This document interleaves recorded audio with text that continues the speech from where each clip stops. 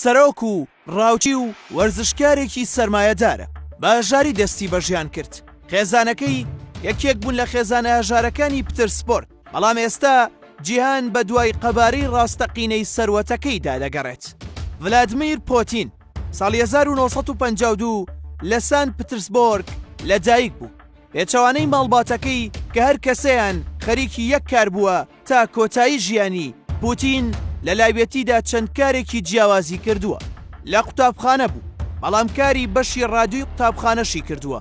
سەرقاڵی وەرزش بوو، هەموو قۆناغ و پشتوێنەکانی هونەری بەرگری تایکواندۆی تەواو کردووە. هەموو ڕۆژێک مەلەوانی کردووە، لە تیمی میوزیکدا کاری کردووە و حەزی بە گۆرانی هەبووە. پێچەوانەی هەموو ئەو کەسانی پێیان وابوو مرۆڤ دەبێت سەرقاڵی یەک کار بێت تاکو و پسپۆڕی لەو کارەدا بەدەست بێنێت. پوتین ئەو جموجوڵە زۆر و سەیرانەی بوونە هۆی سەرکەوتنی.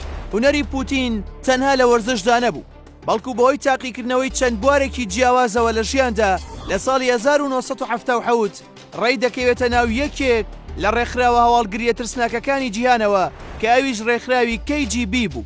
پوتین هونەری خۆی لە بواری سیاسەتیشدا لەوێ دۆزیەوە. لە ساڵی 1985 تاکو ساڵی 1990 ئەم ڕێکخراوە پوتینیان نرد بۆ ئەڵمانیا بۆ کاری هەواڵگری و نهێنی. پوتین لە ئەڵمانیا تەنانەت ناوەکەی خۆشی گۆڕی. ئەم 5 ساڵە بۆ ڤلادیمیر پوتین وەک گەورەترین قوتابخانەی ژیانی بوو، چونکە لە ئەڵمانیا پەرەی بە کەسایەتی و زانست و هونەرەکەی خۆیدا لە بواری سیاسەتدا. کاتێک گەڕایەوە ناو رووسیا کەسایەتیەکی زۆر کاریگەر و جیاوازی هەبوو بۆ سیاسیەکانی ئەوێ. لە ساڵی 1990 تا ساڵی 1999 چەندین پۆستی حکومی پێسپێردرا و بوو بە ناوێکی دیاری رووسیا.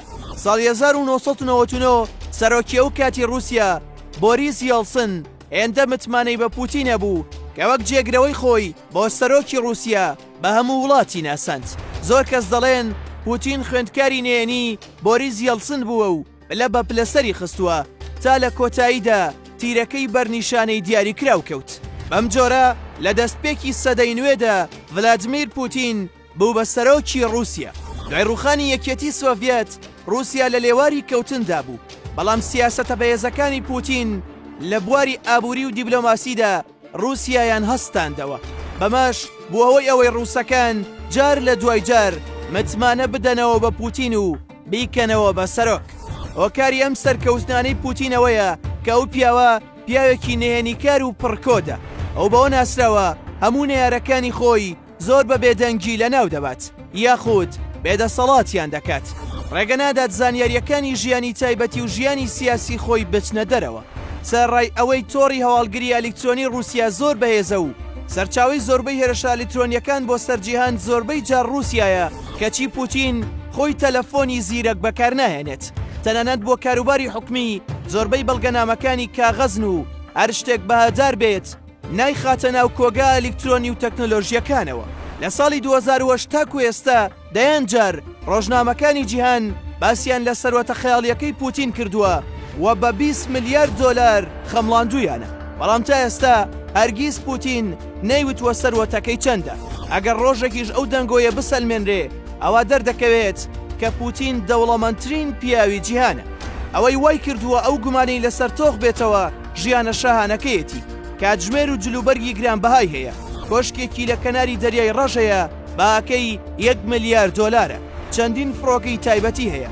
کاتێکیش بە سەردانی سیاسی یاخود تایبەت دەچێتە شوێنێک ستافێکی ڕاهێنرا و 1 مانگ بەر لە سەفەرەکە تەواوی ناوچەکە و شوێنی مانەوە و دیدارەکەی پوتین و تەواوی خواردن و خواردنەوەکان دەپشکنن.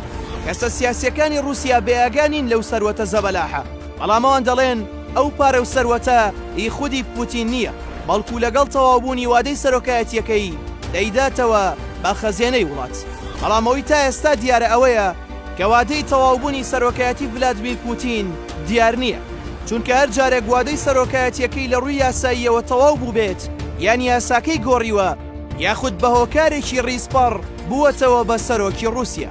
هەرچەندە ئێستا پوتین سەرۆکی یەکێک لە وڵاتە گەورەکانی جیهانە، بەڵام دەستبەرداری خولیا سەیر و سەمەرەکانی نەبووە.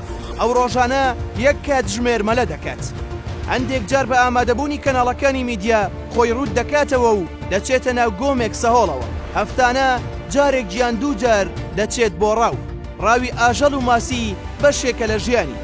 لە پاڵ ئەمانەدا بەشێکی لە کۆشکی کرێملن تەرخان کردووە بۆ وەرزشی تایکواندۆ. پەیوەندیە تەلەفۆنیەکانی تایبەت بە کاروباری وڵات لە کۆتایی شەودا دەکات.